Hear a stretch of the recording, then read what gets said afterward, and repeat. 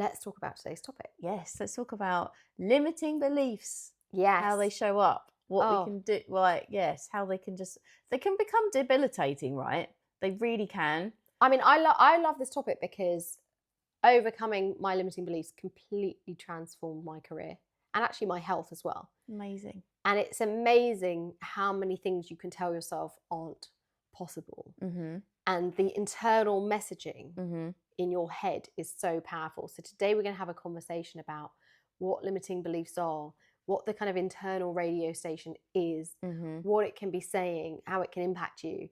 And then how do you change the radio station? How do you change the beliefs in a way that actually changes what's possible for you to achieve? Mm-hmm. And it's very true. And I think you saying about how powerful that voice is in your head, Dr. Julie Smith explains it really well in one of her books. And she says, it's like, remember when we're going into a new situation, and our brain's very unsure anyway, because we're in that space where we're not quite sure if it's going to equal death because it's new, because we're still thinking it's cavewoman times. So our brain is basically having a best guess at the situation that's going on based on what's gone, what knowledge we've got and stored before. And if that brings up emotion, it's like we say to ourselves, I feel it, therefore it must be true. Yes. And for me, that was just amazing, because that is so spot on. It's like, I feel it, therefore it must be true. And that part of the brain that these messages come from, because they are emotionally backed by anxiety, anger, overwhelm, depression, those kind of feelings, anything when we say to ourselves, these limiting beliefs are so emotively backed. They are really compelling and convincing. Hence why I feel like, when I started this conversation, it's like they can be very debilitating. Well, and think about the number of times you felt something negative about something in advance. Yeah. You felt this thing's not going to go well. I'm feeling anxious about it. Mm-hmm. And then the number of times that thing has been fine. Yes, exactly. But like you said, the feeling, it seems very real to you. Mm-hmm. And therefore your brain's like, oh, this is going to be awful. And then it's okay. Yeah. But those feelings are very real. And sometimes it's thinking about, but where does that start? And often it starts with a thought. Yes. The thought is, this isn't going to go well. Yeah. Then we get the feelings of anxiety. Then that, again, makes our brain go, oh, this is really bad. I shouldn't do it. Yes. So we're going to talk a little bit about breaking that cycle. Exactly that. So should we start with what a limiting belief is, just to kind of set the scene? Yeah? I'm laughing because I'm thinking about it's when you... for me, it's like, how does it show up? It's like, it can be literally like your brain going to your shitmate, or well, let me try and define it, and then let's do all the different ways it shows up, because I think you're right. There's many different versions of this, but ultimately, a limiting belief is a belief that something isn't possible, or that something is going to go badly, that limits you, as in you have the belief and then it stops you taking action, right? Yeah. That's like the basic description of it. And limiting beliefs are often untrue, but they're not always untrue. If I have the limiting belief that I can't be a gold medal, Olympic gold medal swimmer, that I think that's true. I think at this point in my life, at 45, we can say, I'm like, let's get you in the pool, baby. I haven't developed my short twitch muscles from age 10. So we know that that's not going to happen. So we don't want to kind of set this as in, well, anytime you believe something isn't possible, it is. It's just your thought process holding you back. There are some limiting beliefs. You've got a career in the MBNA. Right, yeah, exactly. You height shaming me right now, right? I'm not going to be all good things come in small packages. A professional basketball player. So I think sometimes, again, the mistake is just like, oh, it's just, if you just believe it's possible. No, no. But so limiting beliefs where it says this isn't possible are sometimes true, and we can work through that. But I would say 99% of the time, they aren't. But our brain has decided, whether it's risk managing, whether it's our own confidence, whether it's external messaging from other people, our brain has decided that this thing is not possible, not achievable, outside of our gift, and therefore we can't do it. And so what limiting beliefs do is they hold us back, and they hold us back in all different realms, which is where we can now explore all the different flavors of a limiting belief. So like a really simple one is just the belief that you're not capable of something. Mm-hmm. So I've had many clients who think they're not capable of reaching a leadership level, or they're not capable of being a C-suite leader, or they're not capable of hitting a certain level of income. Mm-hmm. And those beliefs, when we test them, and we'll talk about how we kind of challenge them, it turns out that they're not true, Mm-hmm. but they are self-fulfilling. Mm-hmm. So if you really believe that you can't become a C-suite person, it could happen, but it's very unlikely that it's going to happen if you don't actually have that belief about it. So what are some other limiting belief examples? Other than your shit, mate. Well, I mean, no, but that's like the ultimate one, isn't Yes. it? Just your shit, you can't do this, you're not good enough. They can show up. I think with limiting beliefs, you have like ones that happen in the moment, and then like reoccurring ones which really impact like your longer term future. So shorter term ones might be something like, oh, I don't really have the confidence to answer that question in the meeting, or I don't want to meet that client. Or like for a longer term, which really starts to impact on our well-being, is like, I'll never be a C-suite, like I'll never be in the C-suite. I will never be able to afford the house I want. I'm never going to meet the partner that I want to. They just don't exist, And, or even like, as the older I get, I look more old and more haggard, It's like these things. What's the limiting belief? That I'm just going to look old and haggard? Yes, exactly. That I like, it's all downhill from here. Yes. Oh my God, Mhm. that's such a limiting belief. And we Yeah. talked about, I think, with Naomi, I think Yes. there's so many limiting beliefs about aging. Oh, Mhm. well, I'm too old to do this. I'm Yes. too old to achieve Yeah. that. I'm too old to be in good health. Oh, who do you think you are? Wanting that for yourself is another like really sneaky limiting You don't deserve belief. that. Yes, you don't That's deserve a it. limiting belief. Yeah. I think there's a big one about what other people think about you. Oh yeah. So there's a really common one is, well, if I do that, other people will think I'm stupid, Mhm. or they won't like me if I do this thing, or they'll react badly. I mean, when I had my big break in banking and I got a big promotion, one of the massive limiting beliefs was, no one's going to respect me in the team. Everyone's going to hate me. Like, everyone's going to make my job really hard as their boss, which they didn't do. But a lot of beliefs are about how someone's going to react to what we're trying to do. I think that's a big one. My family, X, Y, and Z, primary caregiver won't approve. The going back to the what will people think of me, that is backed by that primary fear of your primitive brain about being excluded from the tribe. Yeah, and the limiting beliefs are often driven by risk management, and one of the biggest risks is being rejected. Mhm. So if I speak up and share this thing that I'm finding difficult with my partner, they won't want to go out with me anymore. Which, again, some limiting beliefs are true. There are some people out there that if you sit them down and tell them something really difficult for yourself, they will reject you. So we don't want to just say that's just all limiting beliefs. No. But these are things that really hold us back. One of the ones that I think is more interesting is the how-to. So a client might have a goal, but they have very limiting beliefs about how it can be achieved. So they're like, well, that can only be achieved if I do X, Y, and Z. Or in the health space, well, I want to be a certain weight, but their limiting belief is the only way I can do that is by being on an extremely restrictive diet or by cutting out way too many food groups. And so sometimes the limiting belief isn't necessarily that the goal is impossible. They think the goal is possible, but they believe it can only be achieved a very hard way. And I used to think that, I can only achieve my career goals by working insane really hours. Hard. Yeah. And I'll have to be pretty miserable to do it. Yeah. And I think going back to what you said about like, if I voice this to my partner, it's like with the limiting beliefs, it's like that feeling will just hold you in that space of like that really uncomfortable space. It won't be like, I want to voice this with my partner, but I'm afraid of the consequences. But like where you would come from it from a logical brain, where you'll be like, it's really important that I say this because actually, do you know what? It might improve our relationship. There's no room. It's like, here's the limiting belief, end of story. It's a complete sentence and it's a complete narrative. It's not like I have this feeling, but actually it could be seen from this perspective or this perspective, or things could be better.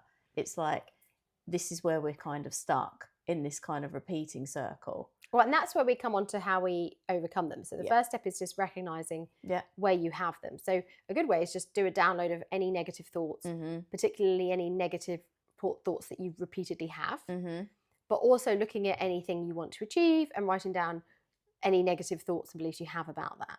Now, you've just reminded me of something you said before, which is the shortcut answer of how we overcome them, because we're going to do the longer version in a second. But the shortcut version is you just ask yourself, but what if it all worked out? Yeah.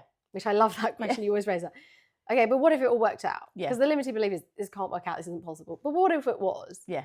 Just entertaining. Yeah, just entertaining the possibility is a really good way of starting to kind of overcome it. But let's talk a bit more in depth, because it's not quite that simple. About you identify all those negative messages. That's the negative radio station. That's like waking up every morning to, do you remember the old alarm clock radios? Yes. Oh my God, I loved having an alarm clock radio and waking up to music. I don't know why I don't do it now. There you go. Because I think waking up to music can put you in a really positive space. 100%. If you woke up every morning to a personalised radio station and it said, "Hi Julia, you're going to have a shit day. You're going to have a shit day. Don't bother getting out of bed. Your clients don't like you. You're not going to do a great job. You're not going to deliver value. Your partner's really pissed off with you, so there's just like an argument brewing on the horizon. And to be honest, everything's going wrong in the world. So there's not like a positive outlook on anything really. And the dreams you want to achieve, it's just going to get more and more difficult or expensive or impossible." What kind of a day would you have? That's a terrible day. You would have a terrible day. I mean, would you even get up? No, you wouldn't. I think I'd like pull the duvet over the head. Yeah. You know, just ignore it. So the positive radio station, which I'm going to give the extreme version. This isn't how it normally happens. But, do you know the Lego movie? I do. You know, in the Lego movie, they have the song "Everything Is Awesome." I love that. that they wake up to every morning, right? Everything is awesome, right? And it's just like this song about how just everything's great. I'm going to have the best day ever. If you woke up to a radio station that was like, "Hi, Julia. Oh my God, we love you. You're the most awesome person ever. You're a total bad bitch. The work you're doing is really meaningful. Your clients really can't wait to speak to you today. They got some issues. You're really going to help them move forward with it. They're going to show you appreciation and love. You're going to have a great time seeing a friend. You're going to get a message from someone who's really appreciated some work you've done in the past. And then your partner's really looking forward to seeing you later. And they're going to have a great time with you. And then you're going to like have a really chill evening and go to bed really early and just feel fantastic tomorrow." How's your day going to be? Amazing. Amazing, right. So that radio station, that's what our internal narrative is. And we are listening to our thoughts. It's the thoughts we're having about the past, how the past has been, and how the future's going to be. And unfortunately, we all spend way too much time thinking about the past, thinking about the future, rather than being in the present. And on our last episode, I talked about how annoying I find it if you're watching a movie with someone and they keep guessing about what's coming. Because I want to just enjoy it like moment by moment in the present. Yeah. And I've done a lot of work to try and live in the present. So I think I've realized one of the reasons I find that annoying is I'm like, oh my God, I've done tons of meditation so I can just be in the present. And now you're trying to mess with that by going on about the future of this film. It's a silly example, but a lot of inner peace comes from living more in the present. For sure. But let's be honest, we have this radio station that said, "Oh, yesterday's meeting didn't go very well. I think my boss hates me now," right? I have clients WhatsApp me going, "Oh my God, I said this in a meeting. I think I'm going to get fired." And I'm like, calm down. Literally, your boss is going to forget about this in 5 minutes, right? Yeah. Or there's the future of like, well, I've got this thing coming up. I'm not going to get the job. Then they're going to hate me at interview, or I'm not going to get this promotion, or I'm really unhappy, but if I move, it's too big a risk. So we're running the negative radio station. And a big part of overcoming limiting beliefs is catching yourself doing it and just trying some different messaging. And one of the simplest ways, because I quite like very simple approaches, is to look at your most common negative messaging and just try out reversing it. Try out the absolute opposite. So if the belief is, all my colleagues hate me and they think I'm an idiot, and don't try and filter whether you think that's true or not. Just write down what your brain's telling you. Write down the opposite belief. My colleagues love me and they think I'm awesome and I bring a lot of value. Right? Yes. And then just ask yourself the question, is there the remotest possibility that's true? We're not trying to go for like 100% definitely that's true. We're like, is there any world in which it's possible that that's true? Because then your brain can be like, yeah, okay. Yeah, like that could be true. We're not trying to be like overly Pollyanna-ish. Okay, it's like, I want to, we've got this issue with my partner. I want to bring it up with them, but I think they're going to react really badly. What's the opposite? They're actually going to be really glad I told them. Is there a tiny possibility that that's true? Okay, yes. So we're just starting to open the door that this positive messaging is possible. And once we've done that, we might start looking for evidence. Okay, is there some evidence that this is true? Well, actually, last week, my colleague came to me for help on something. So they must think I'm good because they came to me for advice, right? Or last week, I actually did this piece of work and I actually did a really good job. So I actually am good at my job. Or I talked before about comparing yourself. They often say to compare is to despair, but sometimes, well, I did this piece of work and actually it's a hell of a lot better than my colleagues' work, right? So we're starting to gather some evidence. And then we're going to ask ourselves, if I believe these things were true, how would I feel? How would I act? Okay, can I try that on for size? Can I go into work tomorrow and act as if I believe that my colleagues like me? Because your behaviour is going to be so different than if you go into work believing that your colleagues don't like you. And now you're trying that new belief on for size out in the real world. And interestingly, you'll then get much more positive results because say you go into a conversation with someone, assuming it's going to be an argument, you go in on the defensive, it's not going to be a positive conversation. If you go in thinking this could go positively, you're more likely to have a positive conversation. So these beliefs become self-fulfilling. And then the final stage is just write down a list of things you would like to believe, even if they're not true. So I wrote down, I remember a point in my career where I really doubted myself. I had this list in my phone that said, you're great at your job, the people who work with you value you, your career's going well, you're going to get promoted, your financial goals are really like achievable. I wrote this list and I read it every morning. And that was me changing the radio station. And I read it and read it and read it and I acted accordingly. And sure enough, all those beliefs, they then became the reality and I experienced them. So that's kind of the more complex version of how I like to work with people to change those limiting beliefs.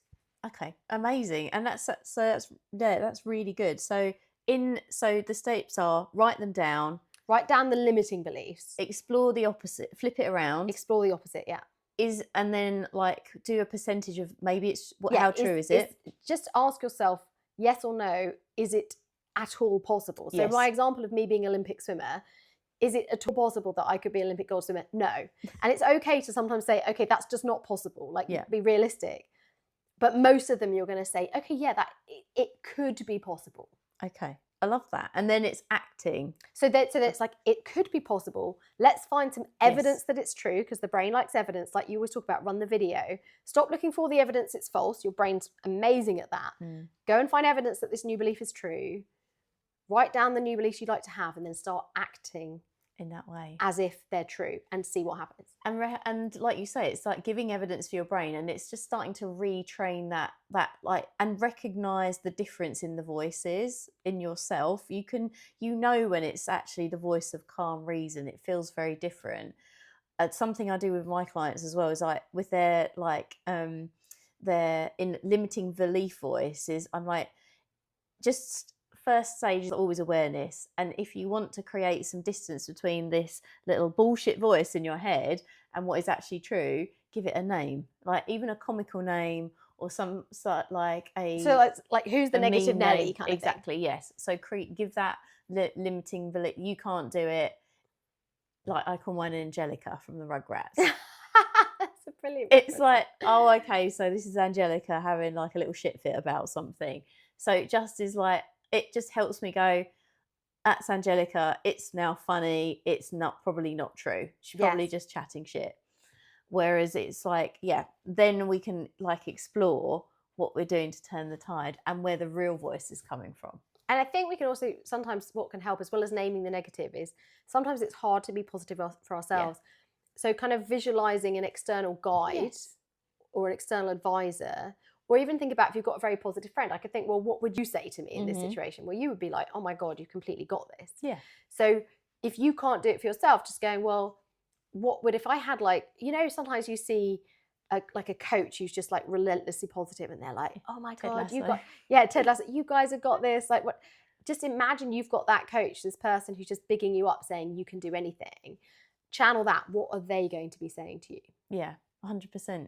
There's a reason why he says believe. Because it's like you start with that self-belief. Maybe we should do like a podcast on building self-belief. Yeah. Because it's like the more evidence you have, the more you sort of play dress up or pretend to like dress a certain way and become that person, the more it just becomes your reality. Because your brain is literally like, well, I guess this is what we're doing. So this is happening. Yeah, exactly. It's like this is happening. So why would we think it's any different? Yes. Yeah. Totally. I love your tip about like naming it. Do you have any other tips or advice that you use with clients that help them spot when they're having a limiting belief? Because I think one of the hardest things is spotting when it's happening. 100%. I feel like it's like you will know, because a good like place to start is it will be backed by a feeling. It's like I'm starting to feel something, whether it's like a bit sicky, sweaty palms, or my breathing changes pattern. Maybe I even feel a bit lightheaded, but it's like when those feelings start to come, like, because when you're feeling good and in control, you'll just feel like you will feel pretty good, pretty calm, generally speaking. If you're feeling emotionally charged, it's like, is this the voice of like Angelica or my critical inner voice?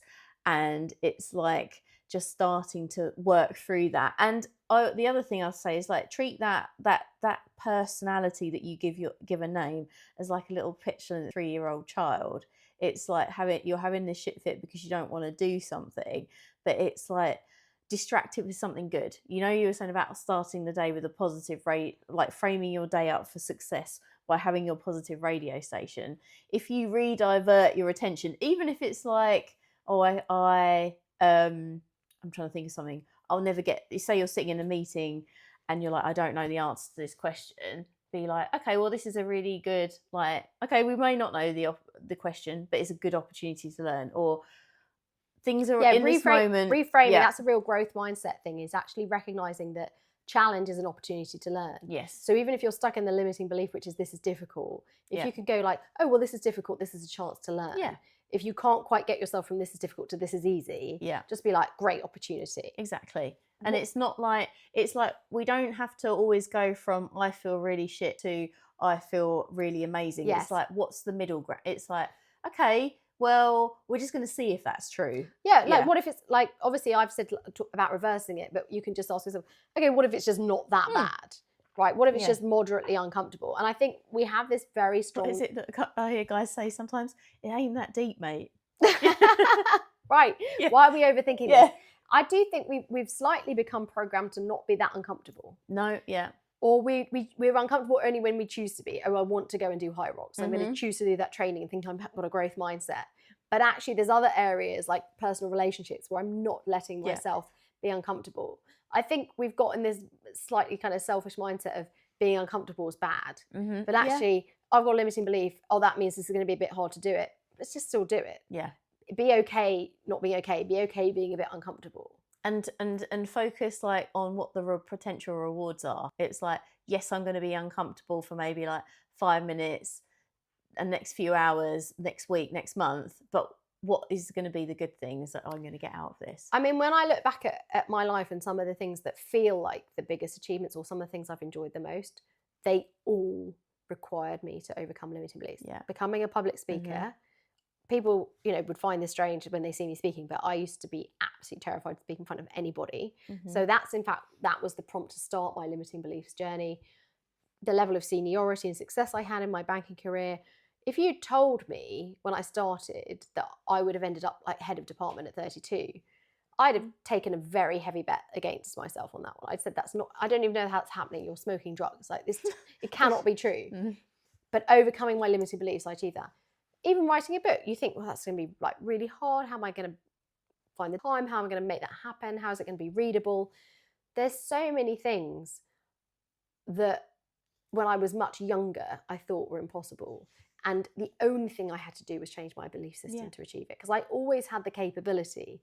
And there are loads of people listening today who are incredibly capable, but they're holding themselves back through limiting beliefs. And I think another practice I would say is really helpful is we talk about the value of goals. We've done our 5-year vision episode that's worth listening to. If you write down your kind of 5-year vision in each of your areas, your relationships, your career, your finances, then I think it's quite good on a monthly basis, or even at the beginning, maybe even on a weekly basis when you're first starting with this work, to go through all those goals and ask yourself, what negative beliefs have I had about that this week? That's or what really limiting beliefs have I had? Because again, we're probably better at spotting this because I've been doing limiting belief work now for 20 years. But if you're not used to that, you might just not even notice them. But if you go through that structure of what's my goal, what limiting beliefs or what fears or what negative thoughts am I having about what might it? come up? What might come up? So rather than just being able to spot it in the moment and being surprised by it, just sit down regularly, work through that. And I regularly ask myself what are my limiting beliefs, and I'm sometimes really surprised at what comes up. Like, you'd think with the work I do, I'd be pretty good at spotting it in the moment. And then I'm like, oh my God, I've been carrying this limiting belief on this one thing for about a month. Wow. So maybe having a regular practice I to think check that's in a on key that. point. It's like the work when it comes to limiting beliefs. It's like playing flipping whack-a-mole. It's like you'll hit one and you'll be like, I'm smashing this, Yeah. and then it'll be like, no, another one will appear, and it's like it is a consistent work. It is consistent work, but that is like life. It's like that's how we grow and how we improve. You're never done with this. No. The brain will keep risk managing. Yes. So it's not like you're going to be so good at meditating and mindfulness work that you'll never have a limiting belief anymore. 100%. It's having the tools. What are some of the things you've achieved or overcome through addressing limiting beliefs? I feel like it is definitely important to ask like if it's like I can't do this thing, it's like asking myself, okay, what evidence have you got to support that I can do it, you know? Or if I am really feeling, and I do this with my clients too, if I or they are feeling really paralyzed by a limiting belief, it's like, because we'll get obsessed with like the perfect outcome or what the end point is of overcoming this limiting belief. It's like, what is a small, tiny step to overcome this belief? What's a small step that's going to take me towards my goal? And it's really tiny. What's going to give me the evidence that this limiting belief is not true? So let's take an exercise example. Because I like them, and I also think a lot of people listening often set fitness goals. So say a client's got a goal, they want to run their first half marathon. Like, it's something that's on their wish list, they'd like to do it. But then they've got limiting beliefs about, well, I've not done it before. I don't know if I'm going to be able to do it. I don't know if I've got the time commitment. This might be embarrassing. What if I tell people I do it and then I can't achieve it, whatever? What would be those like first little steps that just get them moving forward, rather than, because you can just talk yourself out of anything. Yeah, really. 100%. So there's a few really cool things actually. Like number one, I would be like, almost like some people will have the goal and work a training plan backwards. Some people, I would say, is literally just, it depends where you are on your running journey. If you've never run before, like start really easy, and I mean like couch to 5K, because which is an app. If it's anyone so wants to good, start running, like put the app on your literally, phone. because it's like you will look at it and it's something as simple like you are going to run for 30 seconds, walk for 90 seconds, and you will, even if you feel like you can't do it, your brain will be like, but I can definitely do that, because that is so easy. Yeah, who can't I run can for do 30 that. seconds? Exactly. Because I get it now. I'm training for a marathon, and like when I'm on my training runs, especially the ones I'm not enjoying, I'm like, how the hell am I going to run 42 kilometers when at this moment, like,